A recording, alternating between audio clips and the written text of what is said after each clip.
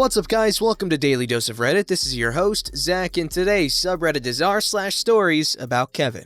Don't forget to like, subscribe, and hit that bell to never miss an episode. This story's called, Kevin is a Master of Day-to-Day Life, Volume 2. Well, some people, okay, maybe just user Uldra, asked for another part of Kevin's mischiefs. Part 1 is just called Kevin is a Master of Politics and is riddled with spelling errors. And of course, I can't let my only fan down. Quick side note, I actually read that story a while back on Voicey here, so yeah, check it out. As I made clear in the previous post, my Kevin is not really educated and gets most of his information from Facebook posts or other stuff, and in general has not always the best of ideas. Today I will focus more on stories out of day-to-day life and just a few anecdotes from his political mastermind. This time with less spelling errors or not, the comment section will judge me. First of all, some short ones. Kevin once heard you can clean up vomit stains in a toilet with red wine. Don't ask me where he got this, I never heard it myself. The moron tried to clean out my toilet with my red wine, literally 200 euros down the drain. When Kevin is at my house, I lock my wine away. Kevin got really wasted once and on the way home fell over. He didn't know where he was, so he called some friends to pick him up, which turned out to be somewhat of a difficult task. When they asked him to describe his surroundings, he just told them over and over he can see the moon and the stars. They found him laying in front of his house. It was summer, so he was not in danger of freezing to death. He thought he could lift the maypole on his own. The maypole is a decorated tree trunk, around 20 to 40 meters in height and definitely too heavy to be lifted by one single man. Well, he dropped the thing off its poles and destroyed the ornaments. The May festival was delayed by a month so they could replace the damage. He once broke his foot by playing football. Nothing interesting, just a casual accident, but didn't want to miss any parties. Since walking was too exhausting, he decided to drive around with his scooter. At this time we were in 9th grade, around 16 years old. Well, it turns out it is quite difficult to drive with a plastered foot, and he crashed and broke the same foot twice. When the plaster was removed, he was ordered by the doctor to relax the foot for a few weeks and don't move too much. So Kevin fired up his scooter, crashed, and broke his foot again. While on holiday in northern Italy, he suddenly was convinced he could actually speak Italian, while in reality, he just pronounced every single German word in a stereotypical Italian accent. First, we thought it was a joke, but he did this for 3 days straight. He would just walk up to some poor salesman in a store and ask him, "Where is the spaghetti?" or casually ask strangers for directions. Maybe it was a joke, but he clearly missed the point when it stopped being funny. As an expert for beer, Kevin wanted to brew his own one. He forgot the brewing kit with the beer in his garage while he went climbing in Peru for a month midsummer. The walls of his garage are still sprayed with the exploded beer, and it still smells like rotten vinegar after 4 years. Kevin sometimes tells us about his newest sexual adventures. They all sound completely mad. A few months after I started a new job, a coworker introduced me to the podcast. My dad wrote a video of an adult variety. If you don't know it, what the hell are you doing here reading this garbage? Go listen to this podcast! And I realized that Kevin's sex stories are literally just slightly altered episodes from this podcast.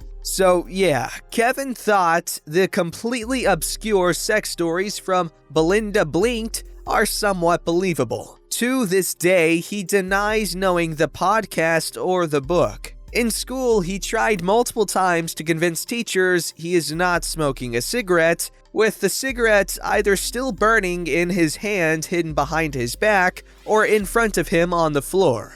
The really surreal thing about this story is that it worked once. Probably because the teacher was too stunned by this mad lad Kevin and just walked away. After Kevin finished job training, he claimed to have a scholarship for one of the most renowned tech universities in Germany. Some friends of mine studied economies at this university at the time, and nobody really knew why Kevin made this ridiculous claim, and we thought he just made it up to be the center of attention for the evening. After some time arguing how he actually managed to get a full scholarship despite being completely unqualified, he didn't even have the required graduation. He proudly showed us the letter with the scholarship. It was an invitation to one guest lecture for the graduates for the job training for accountants in our state. This happened literally the last night.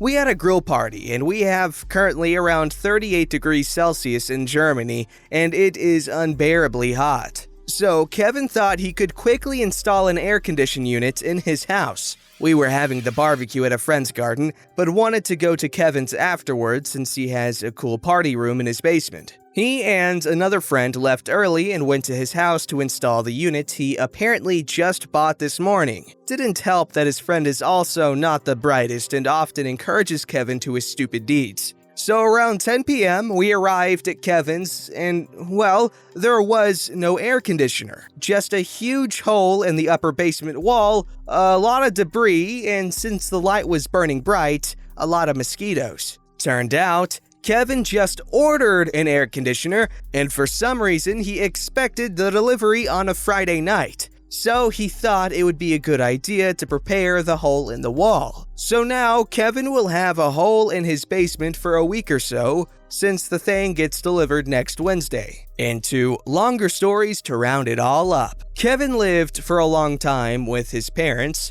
not because he couldn't afford to move out, but rather because his parents were about to move out when his father got his pension. Also, he was not very good at taking care of a house by himself. So like 3 years before his parents moved out, and 5 years after we have graduated from secondary school, Realschule in German, he wanted some free space from his parents and decided to build a cabin in his parents' garden. The thing, when finished, had around 48 square meters, 2 stories, heating, a real bathroom, and kitchen for around 28,000 euros. Cost for construction or paperwork not included. We didn't really question this plan, since Kevin tends to talk a lot, but in the end often does jack crap. But this time, he was determined. He actually knew he needed a building permission from local authorities and actually went to the offices and sought a building permission and told us this was a safe thing and bought the materials for around 20k at the beginning of winter.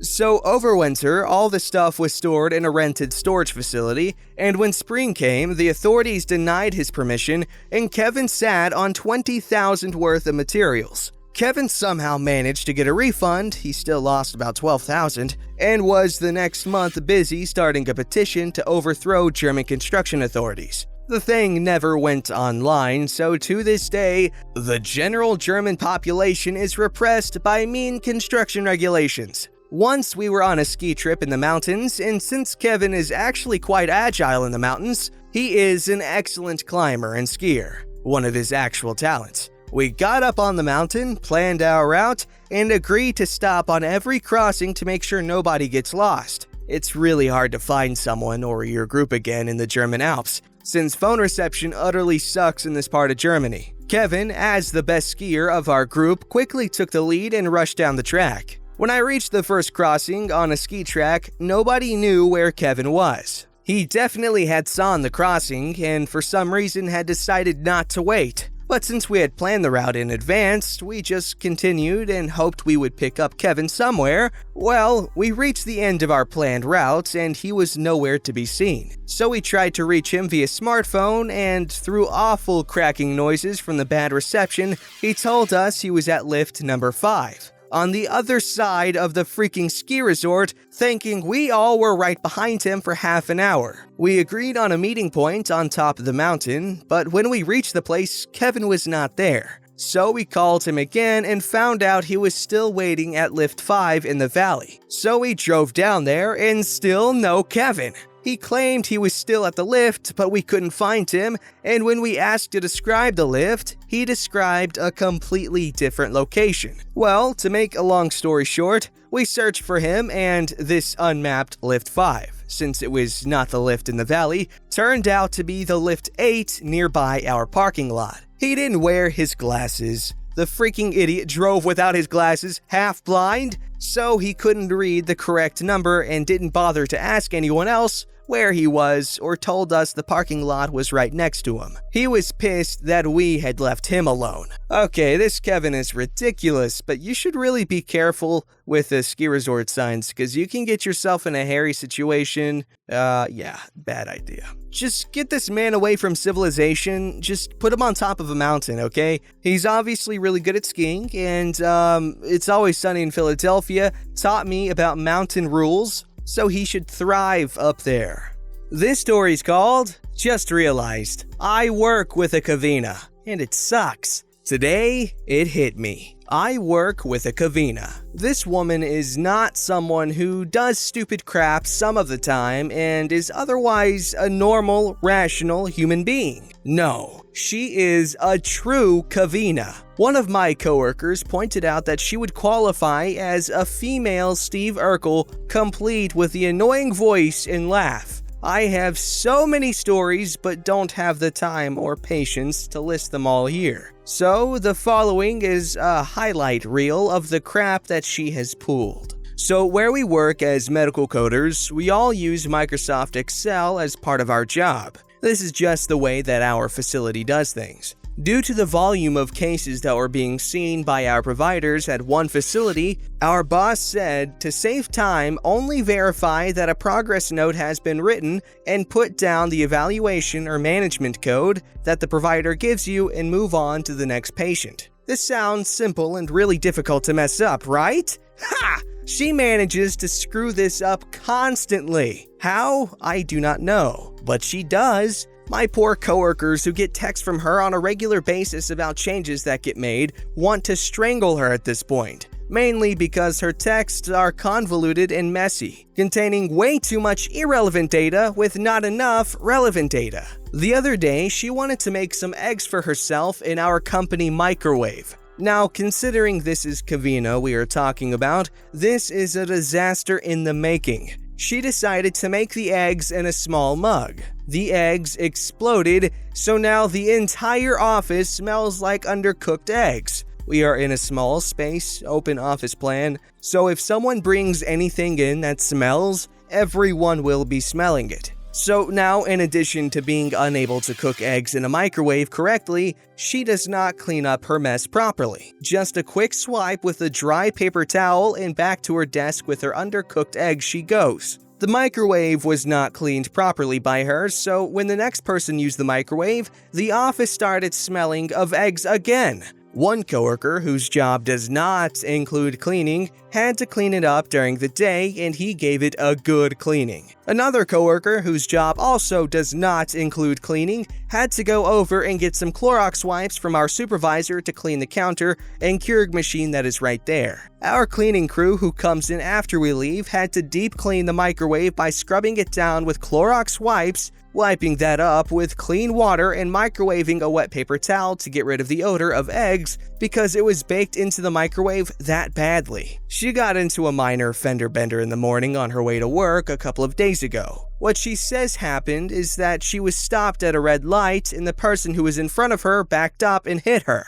She claims that she normally stops at least a car length behind people, and the one time she doesn't, she gets hit. Oh, and the way she was describing it, she made it seem that the entire front of her car was gone or her car was totaled. You can barely see a scratch on her car. I know this one is not particularly Kevin-like, but it is more of a demonstration of her personality. And she is now claiming that she needs to get her car fixed this week during a pandemic. I, and another coworker, think she is trying to subtly change her schedule so she won't have to work alone. This is a new development and I don't know what I am going to do. She got a part-time job first as a Burger King manager. Within 2 weeks, she got fired from Burger King.